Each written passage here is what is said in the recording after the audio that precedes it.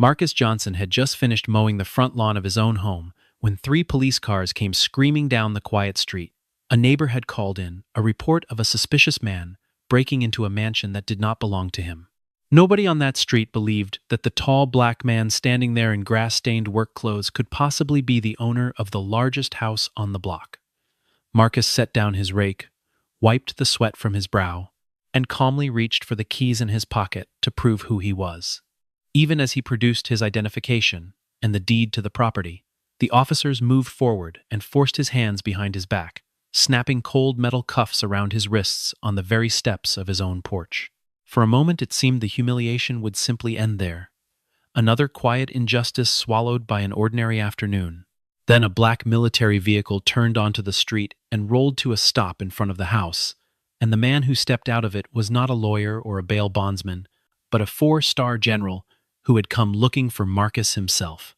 6 months earlier, nobody on Maple Ridge Lane knew much about the quiet man who lived at number 14. Marcus had moved into the neighborhood a little over 2 years before, purchasing the large brick colonial with the wraparound porch using savings he had built over more than 25 years of military service. He kept to himself, waking before dawn out of habit, tending his garden with the same discipline he had once used to keep a forward operating base running on schedule. He fixed his own gutters, repaired his own fence, and mowed his own lawn every single Saturday, refusing the landscaping services that most of his wealthier neighbors used without a second thought. When an elderly widow 2 doors down needed her driveway shoveled after a snowstorm, Marcus was there before sunrise with a shovel and a thermos of coffee, never mentioning it again afterward. He was polite when spoken to, but he rarely volunteered information about himself, and something about his reserve made people curious in a way that was not always kind. Marcus never spoke about his military career unless directly asked, and even then his answers were brief and modest, giving away almost nothing of what he had actually done. Most of his neighbors simply assumed he worked some ordinary job downtown, perhaps in logistics or maintenance, since he was always dressed in plain clothes and drove an unremarkable gray pickup truck. None of them knew that inside his home, in a small study he rarely showed to visitors, hung photographs of men in uniform, standing in deserts and mountains, alongside medals that told a story none of them would have guessed. In his garage, folded neatly and displayed with quiet pride, was an American flag that had once flown over a base where he had commanded soldiers through some of the most dangerous years of his life. He kept it there, out of the front yard, not from shame, but from a lifelong instinct toward humility, a soldier's understanding that true honor rarely needs to be announced. To Marcus, dignity was not something you displayed for others to see. It was something you carried quietly, the way he had always carried his duty. Marcus had grown up in a small town in Ohio, raised by a mother who worked double shifts at a diner, and a father who had himself served 2 decades in uniform before an injury forced him into early retirement. From an early age, Marcus understood that respect was something earned through action rather than words, a lesson his father repeated so often it eventually became less a piece of advice and more a part of who Marcus simply was. He enlisted the summer after finishing high school, choosing discipline and purpose over the uncertainty of a future he could not yet picture for himself. Over the following decades, he rose steadily through the ranks, not through ambition for its own sake, but because the men and women around him kept placing their trust in his judgment during moments when judgment mattered most. He served in postings that took him far from home for months and sometimes years at a time, missing birthdays, holidays, and the quiet, ordinary milestones that other families took for granted. By the time he finally hung up his uniform for good, Marcus had given more of his life to service than most people ever gave to anything at all, and he carried that history into retirement the same way he carried everything else, quietly and without complaint. Not everyone on the street returned his quiet courtesy with the same respect. A retired accountant across the road often watched Marcus work in his yard with a suspicious squint, muttering to his wife that something about the man seemed off, though he could never quite explain what he meant. A young couple who had moved in the previous spring crossed the street whenever they saw him approaching, offering only stiff nods instead of the friendly hellos they gave to other neighbors. Marcus noticed these things, of course. A man who had spent decades reading the mood of a room did not miss suspicion when it was aimed at him. He remembered similar glances from long before his military career, moments scattered across his childhood and early adulthood when strangers had decided who he was before he ever spoke a single word. Those experiences had taught him early that reacting with anger rarely changed anything, and that the people most convinced of their own judgment were usually the hardest to persuade otherwise through argument alone. Instead, he had built a kind of quiet armor over the years, a steadiness that let insults and suspicion pass by without leaving visible marks. Even when they left marks, he never showed anyone. It was not indifference, it was survival, refined over decades into something close to grace. He had hoped, moving into a neighborhood like Maple Ridge Lane, that perhaps this chapter of his life might be different, that a man in his 50s with a well-kept home and a peaceful routine might finally be judged simply for what he did, rather than how he looked doing it. He said nothing about it, choosing instead to keep mowing his lawn, keep repairing his fence, and keep waving politely at those who would not wave back. It was a small, private test of patience that Marcus had faced many times before in many different forms, and he had long ago decided that dignity meant refusing to let other people's fear change who he was. Still, an undercurrent of unease had been building on Maple Ridge Lane for months, waiting only for the right spark. That spark arrived on a bright Saturday morning when Diane Carver, who had moved into the house next door only 3 weeks earlier, watched Marcus through her kitchen window as he worked in his front yard. She had never spoken to him beyond a brief introduction at her housewarming, where he had politely declined her invitation to stay for cake, and in the weeks since she had built an entire story in her mind about who he might be. She saw a large man in worn clothing moving confidently around a house she assumed was far too grand for someone like him, and rather than asking a simple question, she reached for her phone and dialed the police. She described what she saw as a suspicious individual who appeared to be attempting to break into a home, careful to mention every detail that painted Marcus as a stranger rather than a resident. Diane hung up the phone, feeling as though she had done her civic duty, never once considering that she might be setting off a chain of events that would humiliate an innocent man in front of his own house. Within minutes, the first patrol car was already turning onto Maple Ridge Lane. Officer Ray Dobbins arrived first, followed closely by 2 more cruisers, their lights flashing against the quiet suburban houses as neighbors began stepping onto their porches to watch. Dobbins approached Marcus with his hand resting near his belt, ordering him to raise his hands where they could be seen, and Marcus complied instantly, setting down his rake and lifting his palms into the open air without hesitation. He spoke in a calm, even voice, the same tone he had once used to steady young soldiers under fire, and told the officers plainly that this was his home and he had lived there for more than 2 years. The officers exchanged skeptical glances, unconvinced by a claim that did not match the picture forming in their minds, one shaped as much by the neighbor's fearful phone call as by anything Marcus had actually done.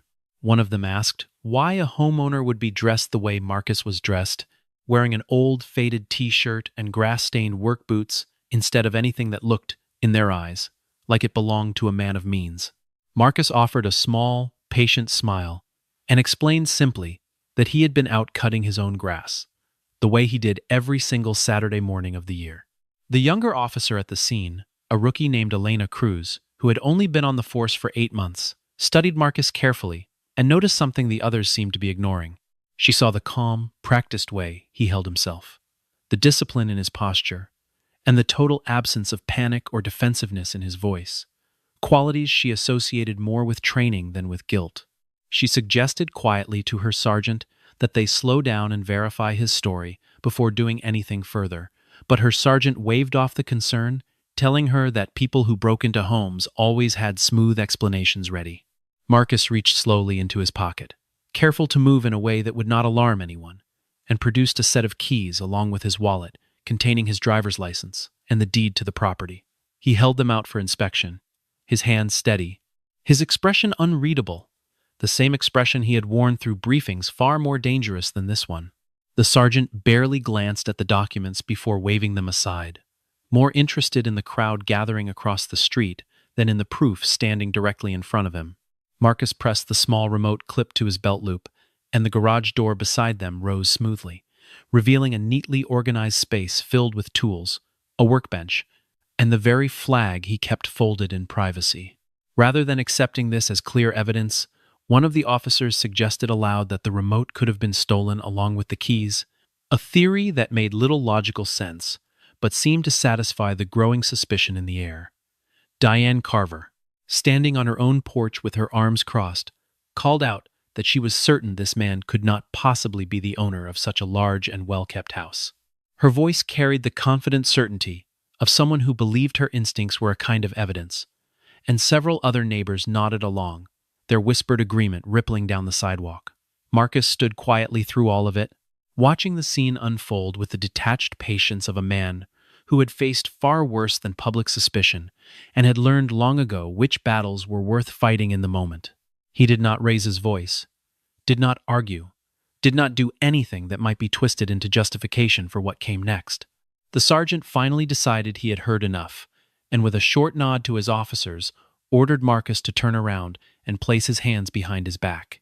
Cold metal closed around his wrists, with a sharp metallic click that seemed to echo down the quiet street, and for the first time that morning, something flickered briefly across Marcus's face before settling back into stillness. He did not resist, did not pull away, did not give them a single reason to escalate further, because he understood with painful clarity that resistance would only make things worse for a man who looked like him. As the cuffs tightened, more neighbors stepped outside their homes to watch, phones rising into the air to capture the sight of a large black man restrained on the steps of his own front porch.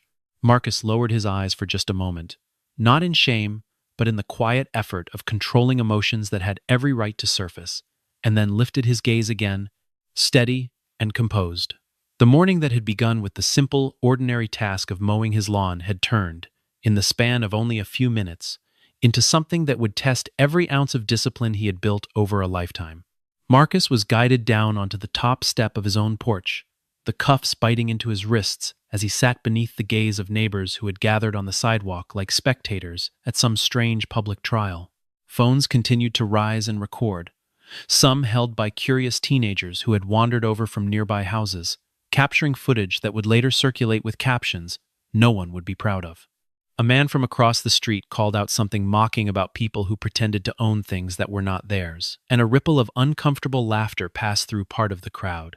Marcus kept his eyes forward, his spine straight even while seated, refusing to let the cuffs or the whispers bend the posture he had carried through decades of far greater trials. He had learned long ago that dignity was not a performance for an audience. It was a discipline maintained even when no one believed you deserved it. Still, the weight of dozens of judgmental stares pressed down on him in a way that no physical burden ever had. One of the officers, perhaps trying to make conversation or perhaps testing him further, asked Marcus what he did for a living, and Marcus answered simply that he was retired. The officer asked where he had worked before retiring, and Marcus replied, without embellishment, that he had spent his career in the military. A short, disbelieving laugh came from one of the other officers standing nearby, who remarked that everyone claimed to have served when it was convenient for their story. Marcus did not correct him, did not raise his voice, did not offer proof beyond what he had already provided, because he understood that some people's minds were closed long before any evidence could reach them. He simply sat there, cuffed and silent, absorbing an insult that struck far deeper than any of them realized, given the decades of genuine sacrifice behind the plain word he had spoken. The crowd's murmurs continued, filled with speculation about who this stranger might really be and what crime he might have actually committed. Diane Carver stood near the front of the small gathering, watching the scene with an expression that had begun to shift from certainty towards something closer to doubt, though she was not yet ready to admit it even to herself. She had made the call in good faith, or so she told herself. Yet something about the calm dignity of the man being held on his own porch steps did not match the panic she had described on the phone. She pushed the thought aside, telling herself that the police would sort out the truth, that this was simply the system working as it was supposed to work. Around her, other neighbors traded theories in hushed voices, some suggesting Marcus might be a repairman who had gone too far, others insisting he must be some kind of con artist casing houses in the area. None of them considered, even briefly, that the simplest explanation might also be the true one, that a quiet man who kept to himself was exactly who he claimed to be. The morning sun climbed higher overhead, indifferent to the injustice unfolding in its light. It was in the middle of this tense, uncertain silence that the low rumble of a heavier engine reached the street, distinct from the idling patrol cars already parked along the curb.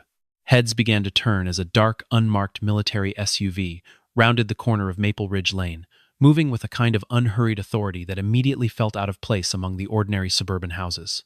The vehicle slowed as it approached the gathered crowd, its tinted windows giving no hint of who might be inside, and several of the officers on scene exchanged uncertain glances.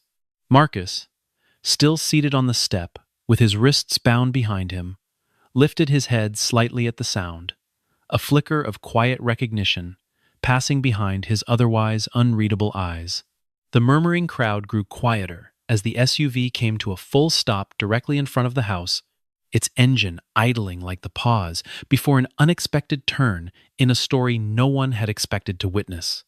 Nobody on that street yet understood how much the next few minutes were about to change. The rear door of the SUV opened, and a broad-shouldered man in a colonel's uniform stepped out onto the pavement, his posture immediately commanding attention in a way that made even the police officers straighten instinctively. His eyes moved quickly across the scene, taking in the patrol cars, the gathered crowd, and finally landing on Marcus, seated in handcuffs on his own porch steps. Whatever composure the colonel had carried while stepping out of the vehicle vanished the moment recognition crossed his face, replaced by something closer to shock and barely restrained anger. He strode forward without hesitation, his voice cutting through the murmuring crowd as he demanded to know who had given the order to restrain this particular man. The officers stammered, glancing at one another, none of them eager to claim responsibility for a decision that suddenly seemed to be unraveling before their eyes. Diane Carver felt something cold settle in her stomach as she watched the colonel's reaction, a growing sense that she had badly misjudged the situation she had set into motion. Before anyone could offer a proper answer to the colonel's question, the low hum of a second engine rolled down the street, and every head turned once more toward the sound. This time, it was a long, black limousine, bearing military markings, moving with slow, deliberate weight, the kind of vehicle that did not belong on an ordinary residential street on an ordinary Saturday morning. It came to a stop directly behind the SUV, its presence alone enough to silence even the last scattered whispers among the crowd. The colonel turned toward it immediately, his posture snapping into something even more rigid than before, and the officers who had been so certain of themselves only minutes earlier now shifted uneasily on their feet. Marcus remained seated on the step, watching the limousine with the same calm expression he had maintained throughout the entire ordeal, though something in his eyes suggested he understood exactly what was about to happen. The entire street seemed to hold its breath as the limousine's rear door began to open. A tall man stepped out of the limousine, his uniform bearing 4 silver stars that caught the morning light, and the effect on everyone present was immediate and total. Every officer on the scene straightened instinctively, years of training overriding whatever confidence had carried them through the morning's earlier decisions. The colonel snapped to attention so fast it startled several of the watching neighbors, his hand rising in a crisp salute that left no doubt about the importance of the man now walking toward them. The general did not acknowledge the officers, did not glance at the gathered crowd, did not pause to survey the scene the way most visitors might have. His eyes were fixed entirely on Marcus, seated in handcuffs on the steps of his own home, and he crossed the lawn with long, purposeful strides that carried unmistakable urgency. Nobody on that street had ever seen anything like it, and the silence that followed felt heavier than anything the morning had produced so far. Sergeant Whitaker, who had ordered the handcuffs placed on Marcus only an hour earlier, felt his stomach twist as he watched the general's long, deliberate strides cross the lawn. He had spent 15 years on the force, confident in his ability to read a situation quickly, and that confidence had led him to dismiss every piece of evidence Marcus had calmly presented. Now, watching a man of such obvious rank move with such urgency toward the very person he had cuffed, Whitaker began to understand, with sickening clarity, just how badly he had misjudged the morning. He glanced at Officer Cruz, the rookie who had raised doubts earlier and been overruled, and found he could not meet her eyes. The other officers on scene shifted uncomfortably, their earlier certainty draining away with every step the general took, replaced by a dawning awareness that words alone would not undo what had already happened. For the first time since the patrol cars had arrived, the street was completely, utterly silent. The general knelt down in front of Marcus, bringing himself to eye level with the seated man, and his voice, when it came, was low and filled with something that sounded almost like grief. He apologized for making Marcus wait, his tone carrying none of the distance or formality one might expect from a man of such rank, speaking to someone he had only just approached. Marcus simply nodded once, his expression softening only slightly, the way old friends acknowledge each other, without needing many words to bridge the years between them. The general turned his head sharply toward the nearest officer and ordered the handcuffs removed immediately, his voice carrying an authority that required no further explanation or debate. Hands fumbled with the key, the metal cuffs falling away from Marcus's wrists with a small metallic clatter that seemed impossibly loud in the stunned silence of the street. The entire atmosphere on Maple Ridge Lane shifted in that instant, from suspicion and judgment to something closer to disbelief and quiet shame. As Marcus rubbed his freed wrists, the general remained kneeling beside him, seemingly unconcerned with the growing crowd of neighbors now watching in open astonishment. He began speaking, not just to Marcus but loud enough for those nearby to hear, explaining in a voice thick with respect exactly who the man seated before them truly was. He described how Marcus had once commanded some of the most dangerous special operations of his career, missions that had saved the lives of hundreds of soldiers who might otherwise never have come home. He spoke of how Marcus had turned down multiple offers of promotion over the years, choosing again and again to remain with his unit rather than accept a safer position further from the front lines. He mentioned the medals Marcus had earned, decorations that few soldiers ever received in a lifetime, awarded for acts of courage that Marcus himself had never once spoken about to anyone on this street. The crowd, which only minutes earlier had been mocking and doubting him, now stood in stunned, humbled silence as the truth unfolded before them. The general continued, his voice growing quieter, but no less firm, explaining that after retiring from active duty, Marcus had refused nearly every honor and privilege offered to him, choosing instead to live simply and quietly, away from any spotlight. He had never appeared in interviews, never allowed his story to be told publicly, never sought the kind of recognition that so many others might have welcomed after a career filled with sacrifice. The general admitted, with a faint and weary smile, that he himself had once served directly under Marcus many years earlier, back when he was a much younger officer, still learning what real leadership looked like. It was Marcus, he said, who had taught him that true command was measured not in medals or rank, but in the willingness to carry burdens quietly so that others did not have to. Diane Carver, standing near the edge of the crowd, felt her earlier certainty crumble entirely, replaced by a hot, uncomfortable wave of shame that rose all the way to her cheeks. Around her, the officers who had cuffed Marcus less than an hour earlier now stood frozen, beginning to grasp the full weight of the mistake they had made. The general went on to describe a mission from many years earlier, one he said he still thought about often, when a convoy under his command had been ambushed in rugged terrain far from any hope of quick rescue. It was Marcus, then leading a small special operations unit, who had guided the wounded and the frightened through hours of chaos, refusing to leave until every last soldier had been accounted for and brought to safety. 3 men owed their lives directly to decisions Marcus made that night, decisions that could easily have cost him his own life instead.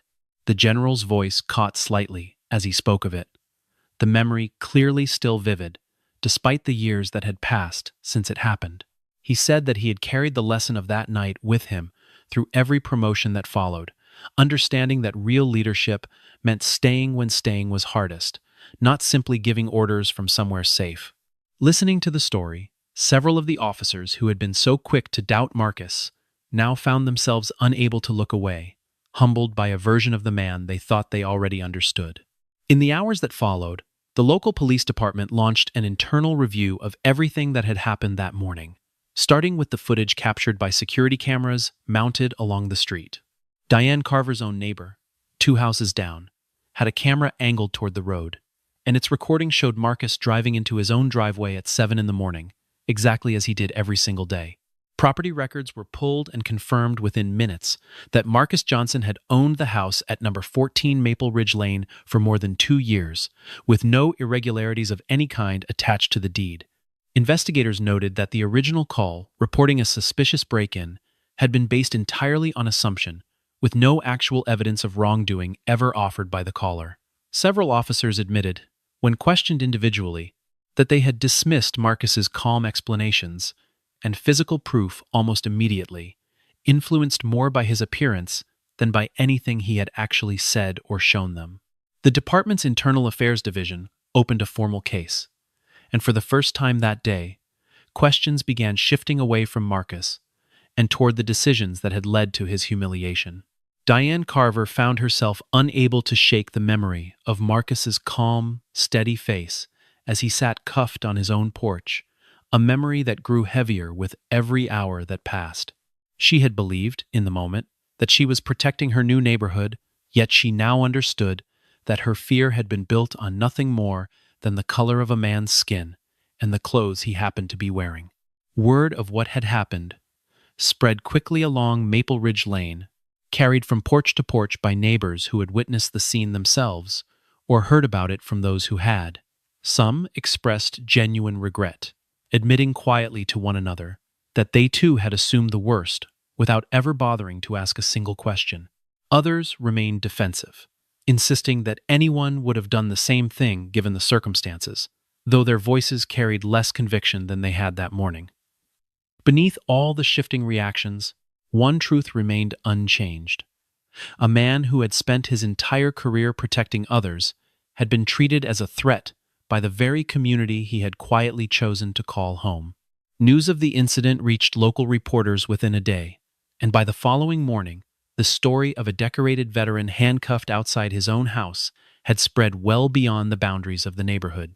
The police chief personally traveled to Maple Ridge Lane to speak with Marcus, arriving without cameras or fanfare, choosing instead a quiet, private conversation on the same porch where the humiliation had taken place. He offered a formal apology on behalf of the department, acknowledging that the officers involved had failed to follow proper procedure and had allowed assumption to override basic investigation. Marcus listened patiently, his expression calm as always, and thanked the chief for coming in person rather than sending a written statement through some distant office. The military, for its part, released a brief but firm confirmation of Marcus's service record, verifying every detail the general had spoken aloud on the lawn that morning. Across the neighborhood, several residents who had recorded mocking videos during the incident quietly deleted the footage from their phones, unable to look at it any longer, without feeling the sharp sting of their own judgment. In the days that followed, a handful of veterans from the surrounding area began arriving at Marcus's door, some driving hours simply to shake his hand and thank him for a service they had only just learned the full extent of. Marcus welcomed each of them with the same quiet humility he had shown throughout the entire ordeal, offering coffee and conversation rather than any grand statements about what he had endured. He refused every opportunity to criticize the officers involved by name, declining interview requests from reporters eager to turn his story into a spectacle of outrage. When one journalist pressed him for a strong statement condemning the police department, Marcus simply replied that honor did not require applause and that he had never done what he did in life for recognition. His restraint surprised many who expected anger, yet those who knew him, even briefly, understood that this composure was simply who Marcus had always been. It was not the absence of pain, but the presence of a discipline built over decades of choosing dignity over vengeance. Among the veterans who came to visit was a man named Walter Higgins, gray-haired and walking with a slight limp, who had served under Marcus decades earlier, during the same mission the general had described at the community meeting. Walter stood on the porch for a long moment before he could speak, finally telling Marcus in a voice thick with emotion that he had a daughter now, grown and married with children of her own, none of whom would exist if Marcus had not carried him out of that ravine so many years before. Marcus invited him inside, and the two men sat for hours over coffee, trading quiet memories that neither had spoken aloud in years, memories that belonged only to the small circle of people who had lived through them together. Walter admitted that he had followed news of the story online, and that seeing his old commander humiliated on his own porch had filled him with a rage he had not expected to feel so many years after retiring himself. Marcus listened patiently, and when Walter finished, he simply said that anger was a fair response, but that he had learned long ago it was rarely the response that changed anything for the better. Walter left that evening with a promise to return, and he did, becoming one of several old friends who found their way back into Marcus's quiet life in the weeks that followed. A community meeting was organized within the week, held in the modest gymnasium of the local elementary school, drawing a crowd far larger than anyone had anticipated. Police representatives stood before the room and openly admitted that their procedures had failed that morning, acknowledging gaps in training that had allowed bias to shape decisions meant to be based on evidence alone. They announced the introduction of a new training program focused specifically on recognizing and correcting unconscious assumptions, a response they hoped would prevent similar incidents from happening to others in the future. Diane Carver stood near the back of the room for most of the meeting, gathering her courage before finally walking to the front to speak in front of everyone present. Her voice trembled as she apologized directly to Marcus, admitting that her fear had come from nothing more than appearance and assumption, and that she deeply regretted the pain her phone call had caused. Marcus rose from his seat, walked toward her, and accepted her apology with a simple nod, telling her quietly that he held no anger toward her, only a hope that she had learned something lasting from the experience. The room fell silent as Marcus turned to address the gathered crowd, his voice steady and unhurried, carrying the same calm authority that had once guided soldiers through impossible situations. He told them that what mattered most was not assigning blame to any single person, but understanding what the entire community could learn from a morning that never should have happened. He reminded them that judgment based on appearance was an old and familiar wound, one that had shaped his own life in ways most of the people in that room could never fully understand.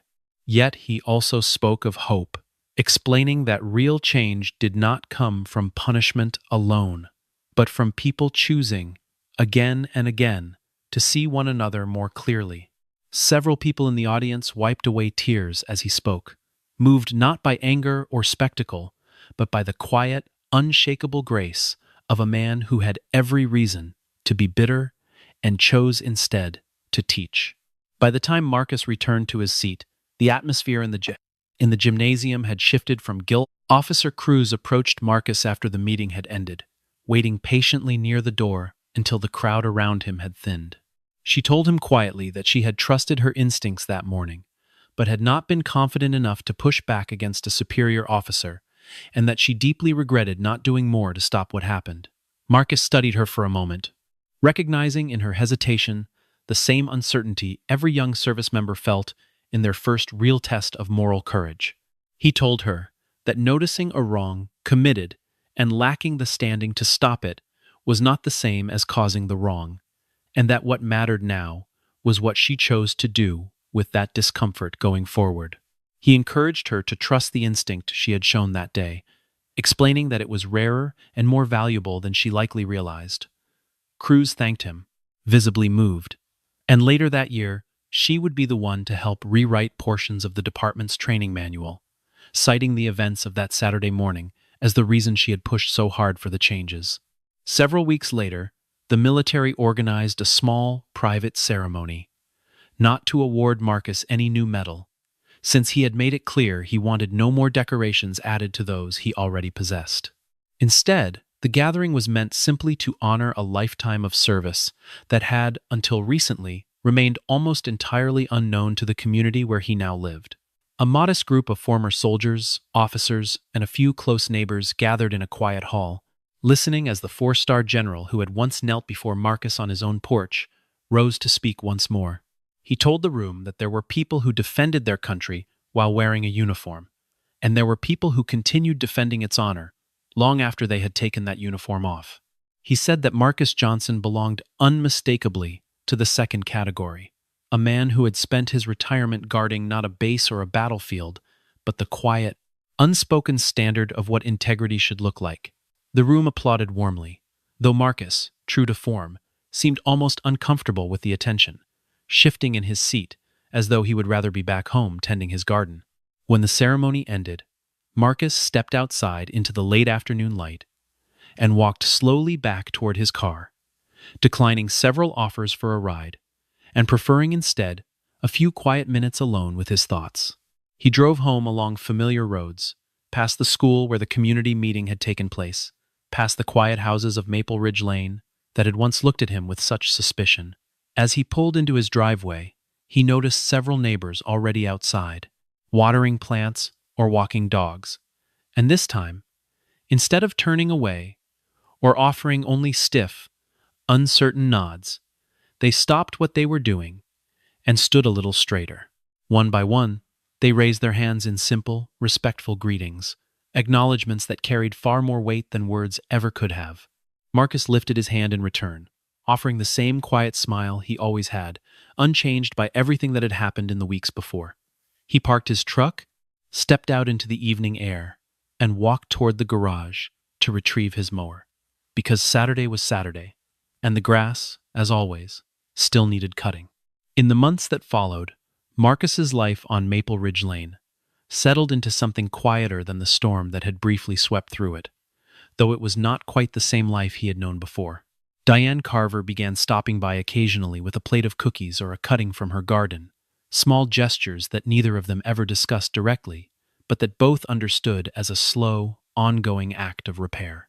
The police department invited Marcus, more than once, to speak with new recruits about the morning that had changed department policy, and though he declined most such invitations, he agreed to a handful, always insisting the conversations stay small and unrecorded. He never once used those conversations to embarrass anyone by name, choosing instead to focus on the quieter lesson underneath, that a badge, like a uniform, carried responsibility that had to be earned again every single day it was worn. Walter Higgins became a regular presence at the house on weekends, and other old friends from Marcus's years of service found their way back into his life as word slowly spread among the community of veterans who had once served alongside him. What had begun as one of the worst mornings of his life became, in an unexpected way, a bridge back to people and parts of himself he had quietly set aside for years. By the time autumn arrived, the leaves along Maple Ridge Lane, turning gold and settling across the lawns that Marcus and his neighbors tended each weekend. The story of that Saturday morning had largely faded from the news cycle, replaced by newer headlines and other people's troubles. But on that particular street, something had shifted permanently, something harder to measure than a headline yet more lasting in its effect. Neighbors who once crossed the street to avoid him now stopped to talk, sometimes about nothing more than the weather or the state of their gardens. Small, ordinary conversations that would have seemed impossible only months before. Marcus never brought up what had happened, unless someone else raised it first. And even then, he kept his answers brief, more interested in moving forward than in dwelling on what could not be undone. He understood, better than most, that real change rarely announced itself with fanfare. It arrived quietly, in small gestures repeated over time, the same way trust had to be rebuilt one honest moment after another.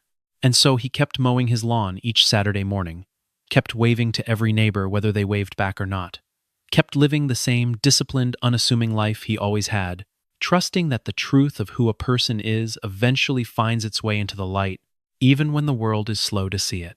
He worked slowly across the lawn as the sun began to dip low over the rooftops of Maple Ridge Lane, the golden light catching the edges of the American flag folded neatly on the shelf inside his open garage.